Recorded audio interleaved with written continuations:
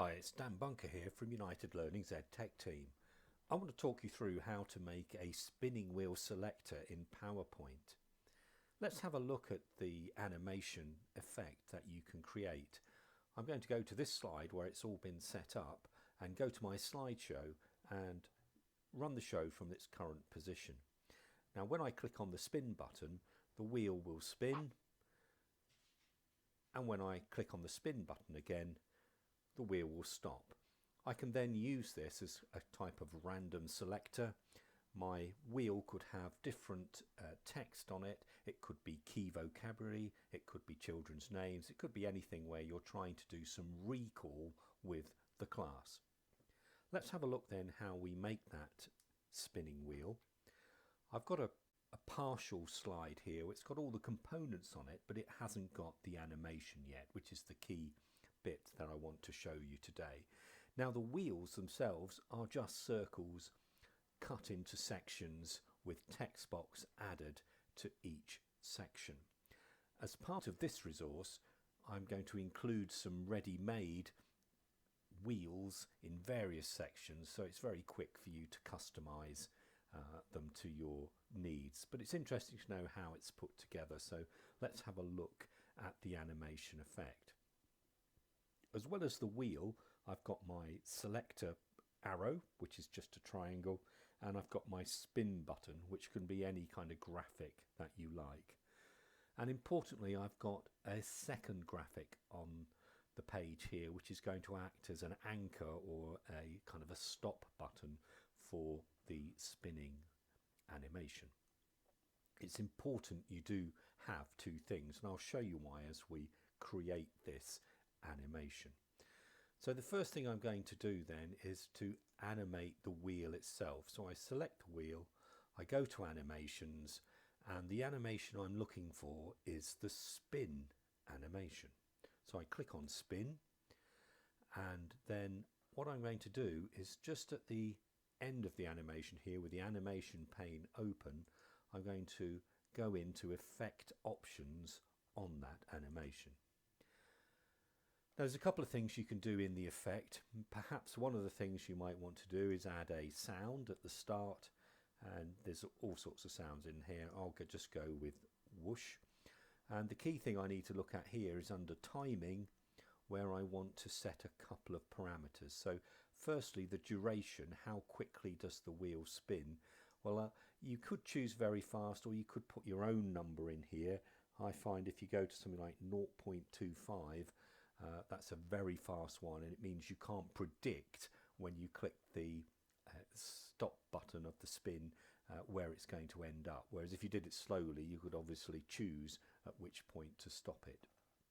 So I'm going to go for 0.25, a custom amount, and click OK. Let me just write that in again.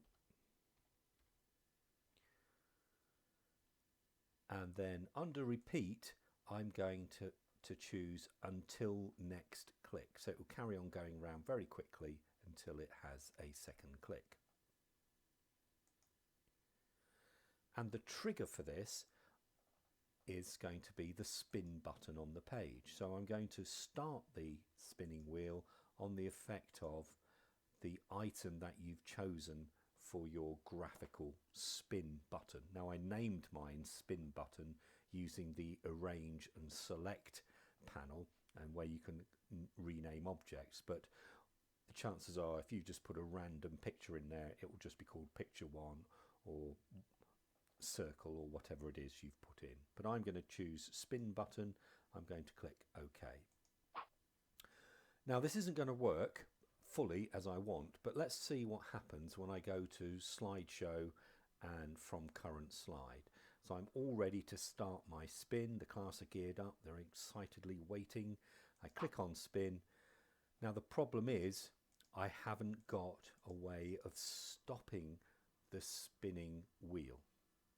So I'm just going to come out of that for a moment, and what I need is a second graphic attached to that trigger button. So I've got an object here on the page. It's just a picture of an anchor. It could be any graphic you like. It could be something that you barely notice on the page, but we need a second animation to trigger the spinning wheel to stop. So I've got my second graphic on the page here. I've got just a kind of unassuming anchor, and I'm going to go to animations and just do an appear animation for this anchor. Now you'll see it comes in as a second animation and it's above the spinning wheel, and I just want to drag that below so the spinning wheel is the first thing that happens, and then my anchor appears. But I need to link the anchor animation to the spin button. So if I click on the effect options, what I want to do here is change the timing to be make sure it's an effect of the trigger. So because I dragged it underneath, it is automatically part of that trigger, but it's worth just double checking that this starts on the effect of the spin button. So now I've got two animations here. One is the wheel spinning round and the second one is the appearance of the anchor. And because I've got two, it will now toggle between those two and give me the effect I want. Let's just check that's working. I'm going to go to slideshow from current slide. I click on the spin button.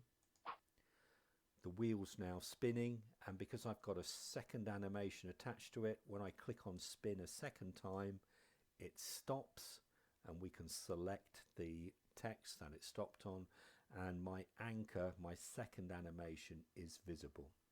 And I can keep toggling between the two, starting and stopping the spin button. So that's how we create a spinning wheel effect in PowerPoint. You'll find all the resources attached to this slideshow, and hopefully that will be useful for you. Thank you for watching.